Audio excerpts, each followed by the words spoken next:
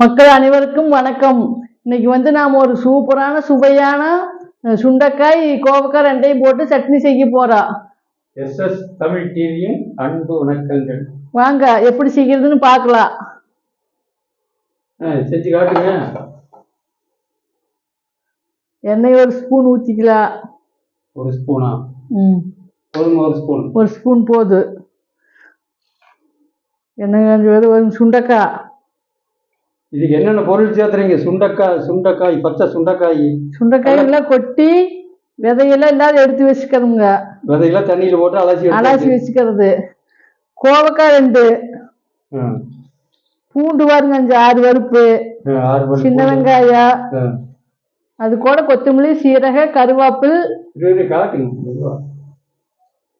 கொத்தமல்லி, மல்லி, சீரக, வரமிளகாய் 2, கருவேப்பிலை 2 வரமிளகாய். அவ்வளவுதானுங்க. இத போட்டு ஒரு சட்னி, சுவையான சட்னி செய்ய போறோம். ஆமா. ஃபர்ஸ்ட் என்ன போடுறீங்க? முதல்ல சுண்டைக்காய் போட்டு ஃபர்ஸ்ட் எண்ணெய் காஞ்சிச்சு. சுண்டைக்காய் போட்டு ஃபர்ஸ்ட் நல்லா வணக்கணும். வதக்கிடுங்க.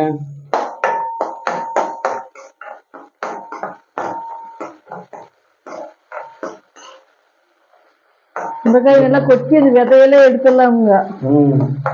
விதை ஒரு சிலருக்கு வயிற்றுக்கு சேராது, வயிறு வலியாயிருங்கிறாங்க. அதனால விதையை எடுத்துட்டா எந்த தொந்தரவும் பண்ணாது. கசப்பு சுவையாம இருக்கு. கொஞ்சம் கசப்பு குறைவா இருக்கு.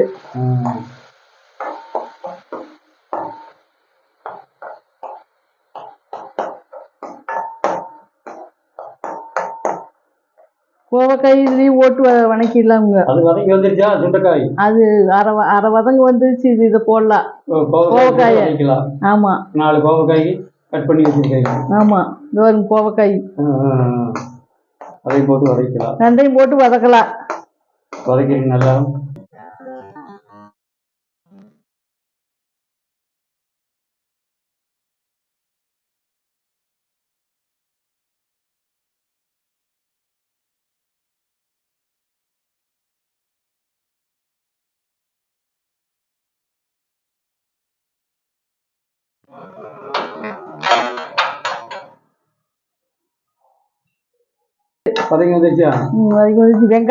வெங்காயம் போடலாம். வெங்காயத்துக்கும் பூண்டையும் போடலாம். வெங்காயம் பூண்டையும் அதோட போட்டு வதக்கலாம்.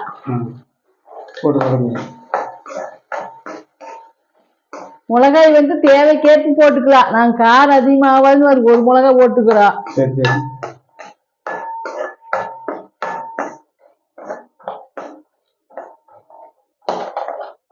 இது கொஞ்சம் உப்பு சேர்த்துக்கலாம். நல்லா வதங்குங்க.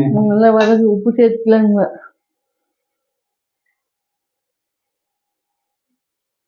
இந்து உப்பு பாருங்க. இந்து உப்பு தான் நாங்க சேர்த்துவோம். அப்படியா? இந்து உப்பு போட்டு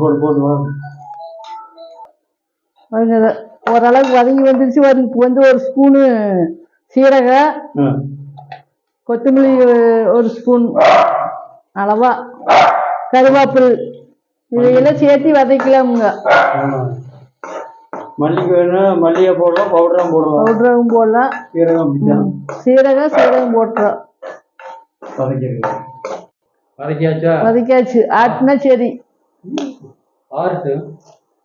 ஆட்டுன்னு வச்சிருக்குது. அதுக்கு முன்னாடி நம்ம ஒரு இட்லி செஞ்சிடலாம். அதுக்கு அதாவது நம்ம இட்லிக்காக தண்ணி வச்சிருக்காது. அது ஆறி வரதுக்குள்ள ஒரு இட்லி செஞ்சிடலாம். அது என்ன இட்லினா வெந்தய இட்லிங்க. வெந்தய இட்லிங்க. இதுல உளுந்தெல்லாம் இல்லைங்க, வெந்தயம், அரிசியும் வெந்தயம் போட்டு செஞ்சது வரும் மாவு. இட்லி கணக்கா பதமா இருக்குது. தண்ணி கொதிச்சு வரட்டு ஊற்றி வச்சு இட்லி மாவு ஊற்றி வச்சு தண்ணி வரும். நல்லா கொதிச்சிருச்சு. கொதிச்சு வரும். இட்லி ஊற்றினா தான் இட்லி நல்லா பஞ்சாட்டு வரும். இட்லி ஊற்றிடலாமுங்க.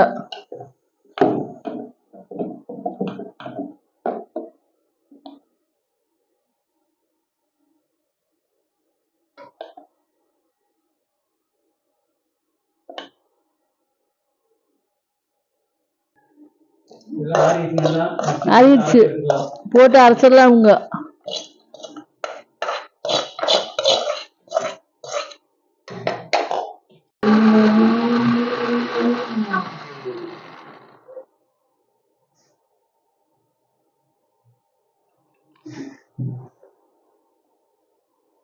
இது பச்சை மிளகாய் வேணாலும் சேர்த்து அரைச்சிக்கலாம்.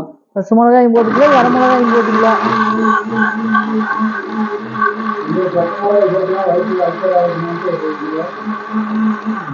நாங்கள் வர மிளகாய் தான் பெரும்பாலும் உபயோகப்படுத்துவோம்.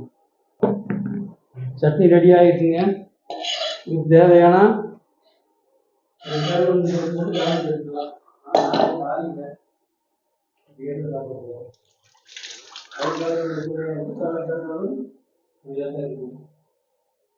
எடுத்து பார்க்கலாங்க. அது சூப்பராக வந்துருச்சாட்டுங்க.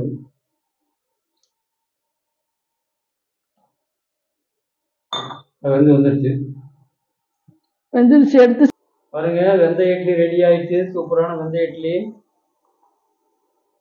எப்படி இருக்குன்னு டேஸ்ட் பண்ணி பார்த்துடலாம். சூடா இருக்குது. பஞ்சு போல வருது. பஞ்சாட்டம் வருது.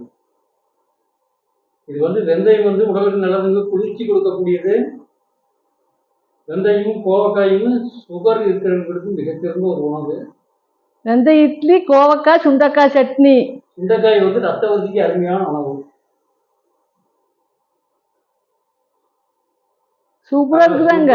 சூப்பர்.